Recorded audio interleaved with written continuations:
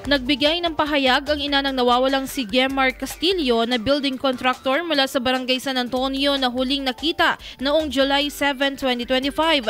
Sa naging panayam ng IFM News Team kay Gertrudes Castillo, ina ni Gemar, huling pagkakataon nilang nakita si Gemar ay noong nasa ospital sila upang asikasuhin ang papeles ng kanyang biyanan. Nag-aaway na umano ang mag-asawa noong andoon pa lang sila sa ospital ayon kay Gertrudes.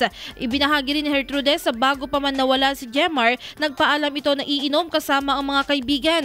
Ngunit pagkagising niya sa 10 oras ng gabi dahil sa ingay, nalaman niyang may tensyon muli sa pagitan ng kanyang anak at manugang.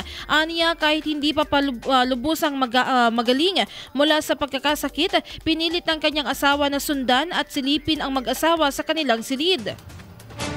Dito umano niya narinig ang sigaw ni Jennifer na naglaslas umano gamit ang cutter sa loob ng kwarto. Dagdag pa ni Gertrudes, hindi na bago ang madalas na alitan ng mag-asawa. Madalas umano nga nagbabangayan ang dalawa dahil sa isyu ng selos. Ngunit itinanggi niya nga umaabot ito sa pisikal na pananakit. Samantala, sa nakuhang impormasyon ng IFM News Team sa Cauayan City Police Station, si Jennifer mismo ang nag-report ng pagkakawala ni Gemar ilang araw matapos itong hindi na makauwi. Ayon sa kanya, hindi na rin nito makontak ang cellphone ng kanyang asawa. Sa pagsisiyasat ng pulisya, isang CCTV footage ang nakuha kung saan makikitang naglalakad umano si Gemar palabas ng Purok 2 sa nasabing barangay. Ito na ang huling visual confirmation ng kanyang presensya. Patuloy ang investigasyon ng mga otoridad upang matukoy ang tunay na dahilan ng pagkawala ni Gemar Castillo, habang umaasa naman ang kanyang pamilya na ito ay ligtas at muling makauwi.